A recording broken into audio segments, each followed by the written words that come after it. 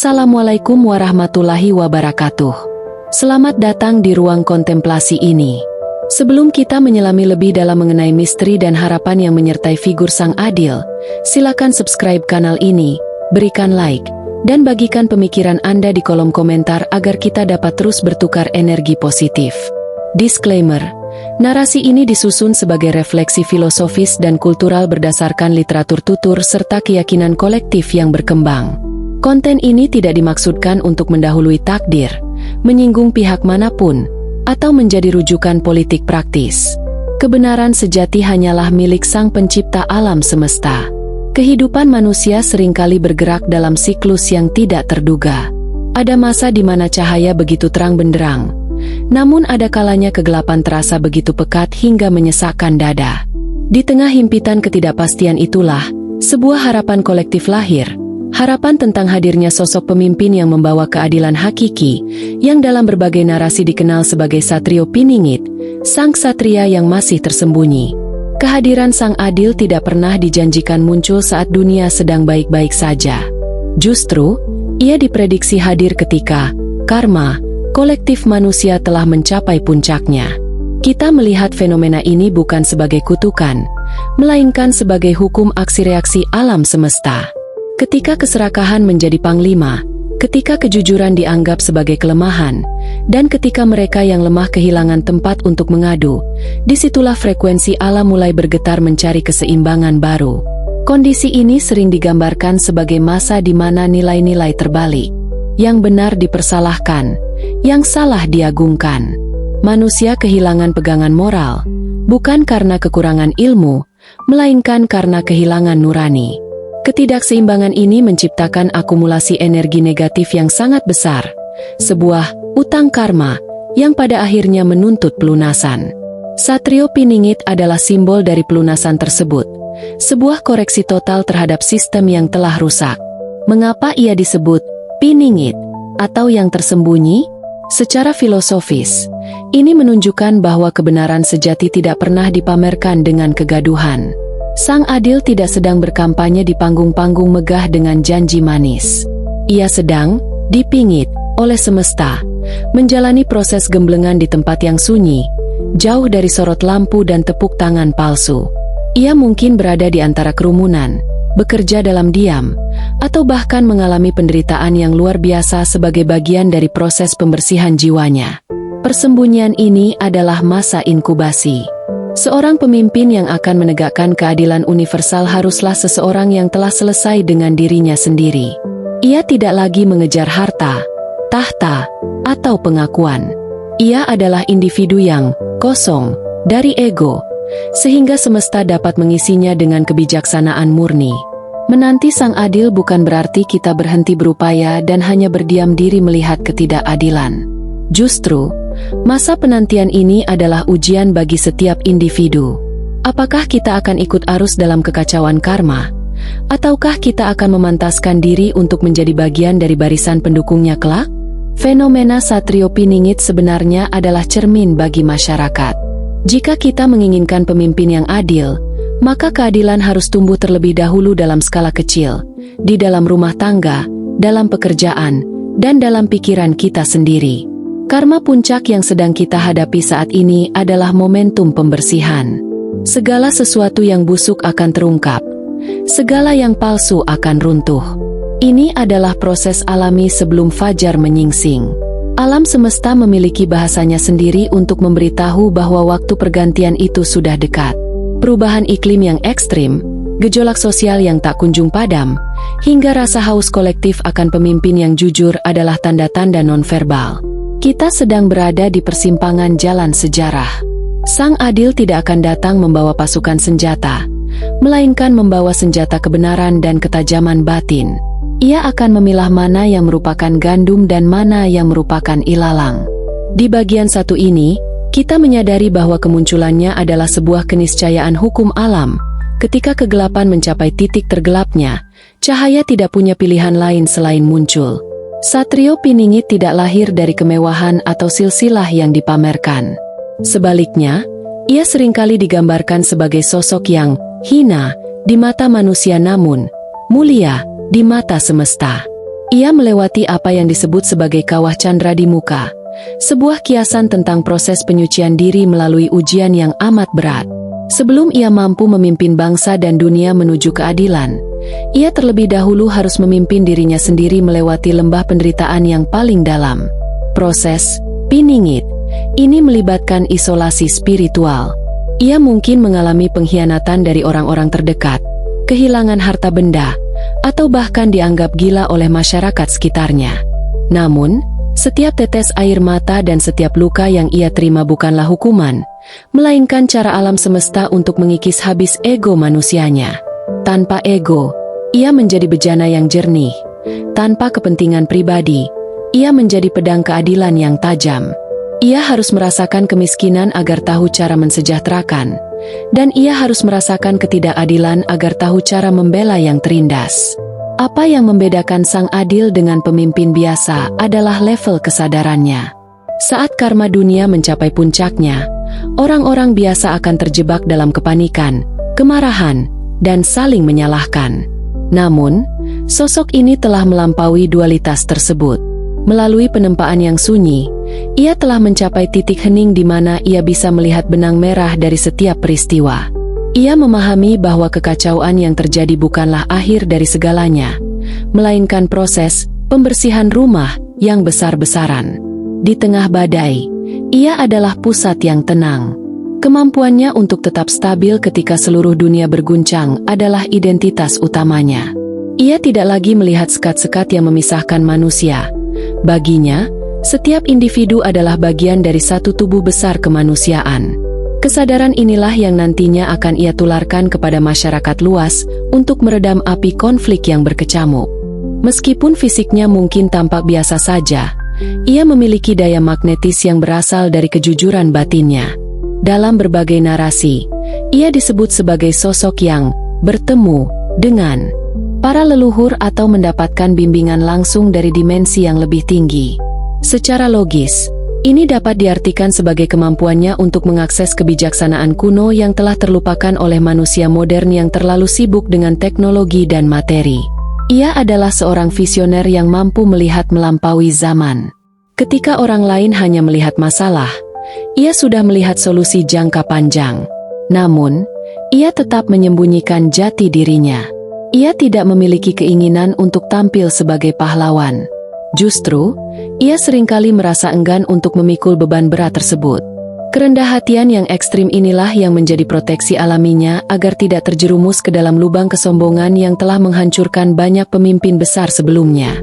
Sebelum sang adil muncul ke publik, ia harus menyelesaikan seluruh utang karma pribadinya. Ia adalah manusia yang telah lunas dengan masa lalunya. Ini adalah syarat mutlak, karena seseorang yang masih memiliki beban masa lalu tidak akan mampu membawa orang lain menuju masa depan yang cerah. Ia berdiri di atas kaki kebenaran yang kokoh, tidak tergoyahkan oleh suap, tidak tergetar oleh ancaman. Penempaan jiwa ini dilakukan secara bertahap dan sangat rahasia.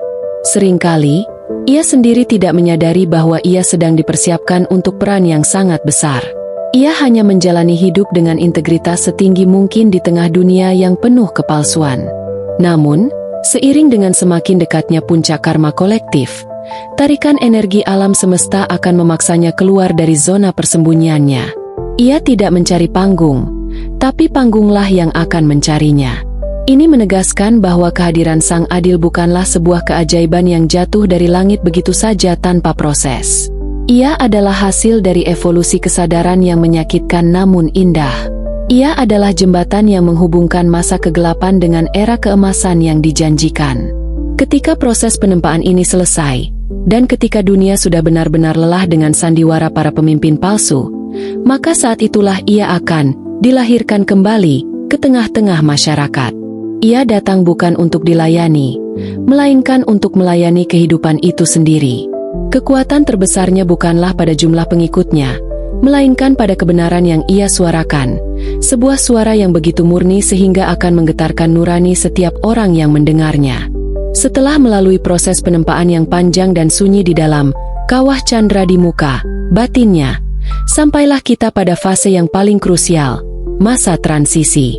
Bagian ini akan membedah momen di mana selubung yang menutupi sosok Sang Adil mulai tersingkap, bukan karena ia yang memamerkan diri, melainkan karena keadaan dunia yang sudah tidak lagi memiliki pilihan lain.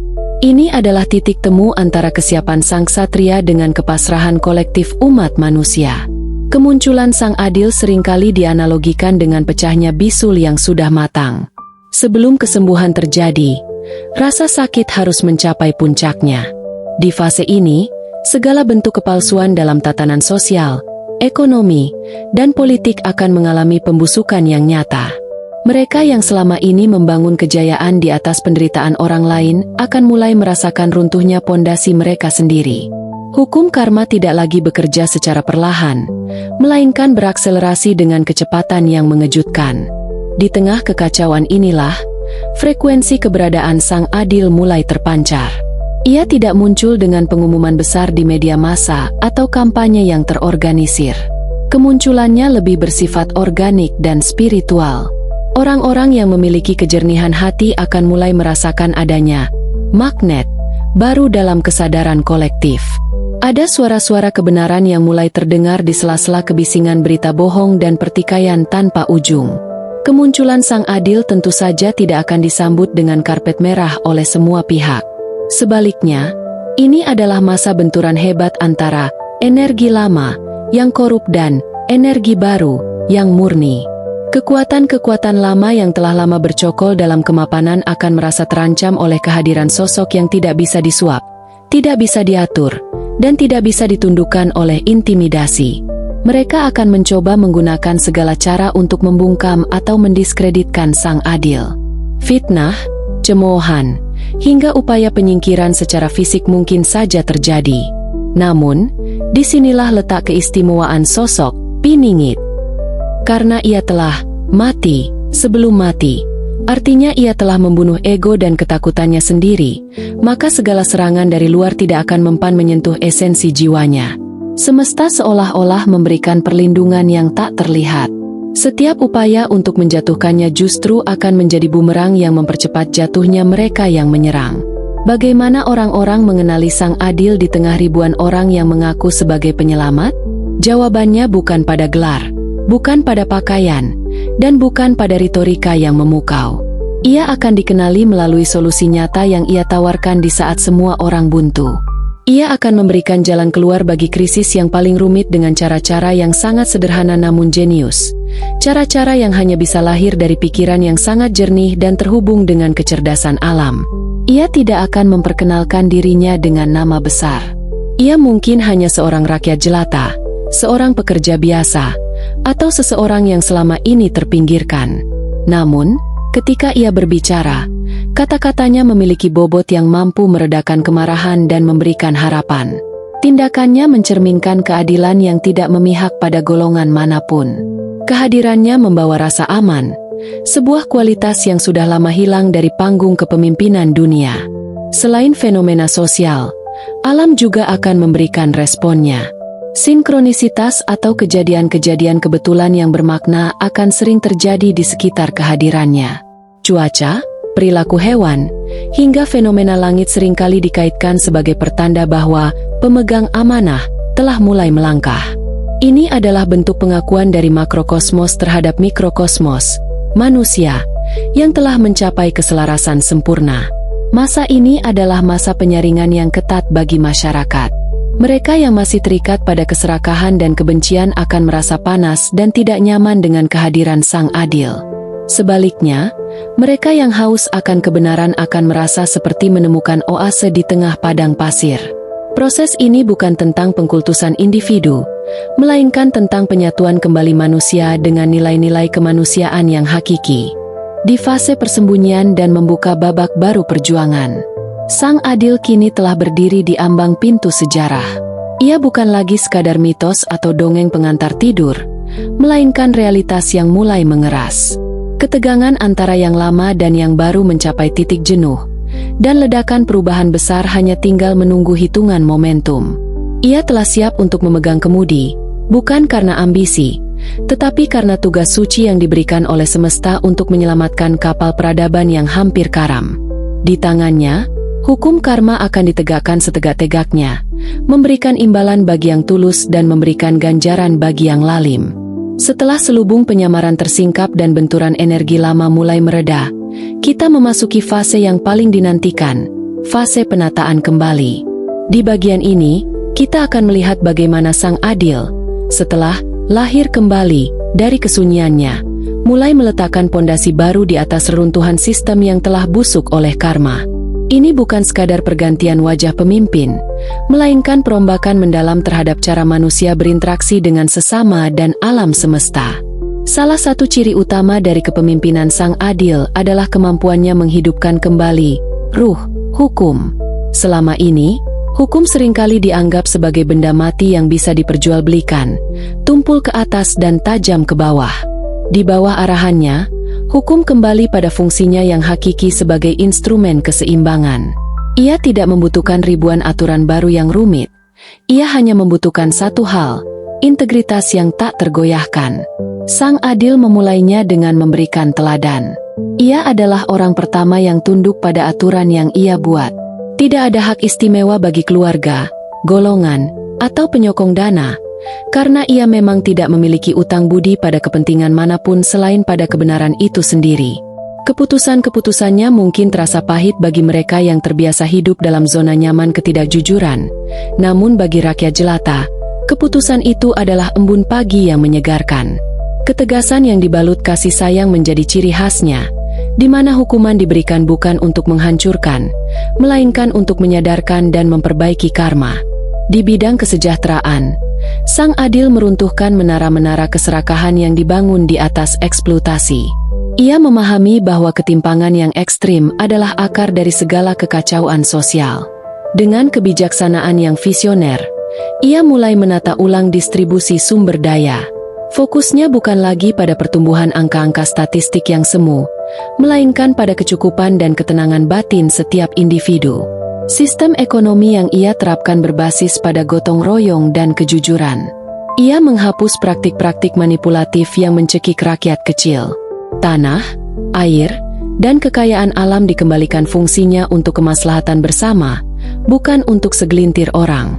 Di bawah kepemimpinannya, manusia tidak lagi dihargai berdasarkan berapa banyak harta yang mereka miliki, melainkan berdasarkan seberapa besar manfaat yang mereka berikan bagi lingkungan sekitarnya. Ini adalah pemulihan harkat manusia yang sesungguhnya, mengubah mentalitas peminta menjadi mentalitas pemberi. Sang Adil menyadari bahwa bangunan fisik yang megah akan runtuh jika manusia di dalamnya memiliki jiwa yang kerdil. Oleh karena itu, ia melakukan revolusi besar dalam dunia pendidikan. Pendidikan tidak lagi sekadar mencetak buruh-buruh industri yang cerdas secara intelektual namun buta secara spiritual. Ia menekankan pada pengenalan jati diri, etika, dan kesadaran akan hukum sebab akibat, karma. Anak-anak diajarkan untuk mencintai kebenaran lebih dari sekadar nilai di atas kertas. Mereka diajak untuk memahami bahwa setiap tindakan mereka akan berdampak pada alam semesta. Kurikulum yang ia bawa adalah kurikulum kehidupan, di mana sains dan spiritualitas berjalan beriringan tanpa saling meniadakan.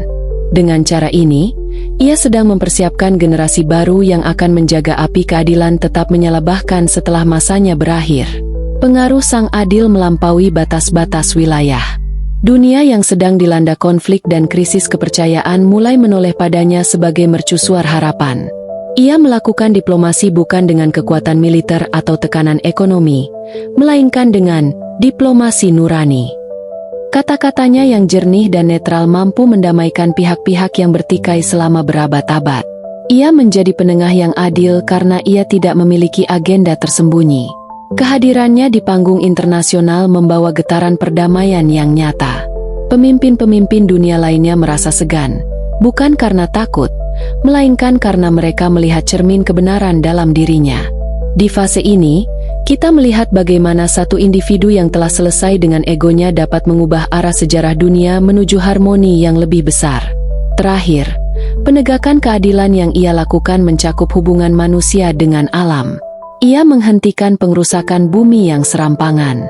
Di bawah kepemimpinannya, manusia diajarkan kembali untuk mendengar suara alam. Pemulihan ekosistem menjadi prioritas, karena ia tahu bahwa bencana alam adalah reaksi dari ketidakadilan manusia terhadap bumi. Ketika manusia mulai adil terhadap alam, maka alam pun akan membalasnya dengan keberlimpahan.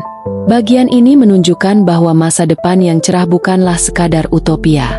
Dengan hadirnya Sang Adil yang telah teruji oleh penderitaan, tatanan dunia mulai menemukan kembali porosnya. Kegelapan masa lalu mulai memudar, berganti dengan cahaya keadilan yang merata di segala lini kehidupan.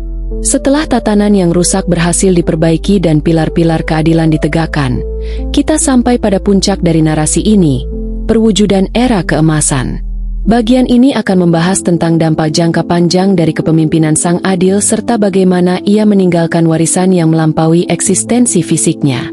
Ini adalah masa di mana karma tidak lagi menjadi ancaman yang menakutkan, melainkan menjadi sahabat yang membimbing manusia menuju kemuliaan. Di bawah naungan kebijakan Sang Adil, dunia memasuki fase yang sering digambarkan sebagai masa di mana serigala dan domba dapat minum di mata air yang sama. Kalimat metaforis ini mencerminkan hilangnya konflik kepentingan yang tajam di antara manusia. Rasa aman tidak lagi dijaga oleh barikade senjata atau kamera pengawas, melainkan oleh rasa saling percaya yang tumbuh dari kejujuran massal. Kesadaran kolektif telah bergeser dari kompetisi yang menghancurkan menuju kolaborasi yang memberdayakan. Masyarakat tidak lagi mengejar kebahagiaan semu yang ditawarkan oleh konsumerisme berlebihan. Mereka telah menemukan kebahagiaan dalam kesederhanaan, kreativitas, dan hubungan antar manusia yang tulus. Sang Adil telah berhasil membuktikan bahwa kemajuan sebuah peradaban tidak diukur dari tingginya gedung pencakar langit, melainkan dari rendahnya tingkat penderitaan rakyat yang paling lemah. Keadilan sosial bukan lagi sekadar slogan politik, melainkan nafas kehidupan sehari-hari yang dirasakan oleh setiap individu, tanpa kecuali. Warisan terbesar dari Sang Adil bukanlah infrastruktur fisik, melainkan transformasi batin umat manusia.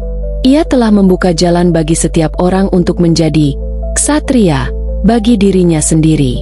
Melalui teladan hidupnya, manusia belajar bahwa kekuatan sejati terletak pada pengendalian diri, bukan pada penguasaan terhadap orang lain. Praktik-praktik spiritual yang murni kembali berkembang, di mana setiap orang merasa terhubung dengan sumber kehidupan universal tanpa sekat-sekat dogmatis yang kaku. Pendidikan yang ia tanamkan telah membuahkan hasil. Generasi baru tumbuh dengan kecerdasan yang utuh, cerdas akalnya, tajam rasanya, dan luhur budinya. Mereka memahami bahwa setiap pikiran, kata, dan perbuatan adalah benih karma yang akan mereka tuai sendiri. Dengan pemahaman ini, kejahatan berkurang secara drastis bukan karena takut akan hukuman fisik, melainkan karena rasa malu kepada nurani sendiri dan penghormatan terhadap harmoni semesta. Salah satu aspek paling menyentuh dari figur Sang Adil adalah cara ia mengakhiri masa tugasnya. Sebagaimana ia muncul dengan tenang, ia pun akan menarik diri atau menghilang dari panggung kekuasaan dengan penuh keanggunan. Ia tidak memiliki keinginan untuk membangun dinasti atau memuja namanya dalam monumen-monumen batu. Baginya, keberhasilan sejati adalah ketika masyarakat sudah tidak lagi membutuhkannya karena mereka telah mampu memimpin diri mereka sendiri dengan prinsip keadilan yang ia ajarkan. Ia kembali menjadi piningit, kembali ke dalam kesunyian atau kehidupan yang sederhana, jauh dari hiruk-pikuk pemujaan. Ia meninggalkan sistem yang sudah berjalan secara otomatis, self-sustaining system, di mana keadilan tetap tegak meskipun sang tokoh utama sudah tidak lagi berada di barisan depan. Ini adalah level kepemimpinan tertinggi, pemimpin yang hadir untuk melahirkan pemimpin-pemimpin baru, bukan pengikut-pengikut yang fanatik. Alam semesta memberikan respon puncaknya terhadap keadilan manusia. Bumi menjadi subur, bencana-bencana hebat yang dipicu oleh kerusakan tangan manusia mulai mereda, dan keberlimpahan sumber daya alam dapat dinikmati secara merata. Hubungan antara manusia dan alam kembali pada titik sakralnya. Alam tidak lagi dilihat sebagai objek eksploitasi, melainkan sebagai bagian dari tubuh besar kehidupan yang harus dijaga. Era ini adalah jawaban dari doa-doa panjang mereka yang tertindas selama berabad-abad. Ini adalah bukti bahwa hukum alam selalu bergerak menuju keseimbangan. Meskipun kegelapan pernah begitu pekat, cahaya kebenaran pada akhirnya akan selalu menang. Sang Adil adalah instrumen semesta untuk memastikan bahwa roda zaman berputar kembali menuju titik cahaya, memberikan kesempatan bagi setiap jiwa untuk berevolusi dalam kedamaian. Menutup narasi ini, kita menyadari bahwa Satrio Piningit atau Sang Adil bukanlah sekadar sosok mistis yang kita tunggu dengan pasif. Ia adalah representasi dari potensi kebaikan tertinggi dalam diri setiap manusia.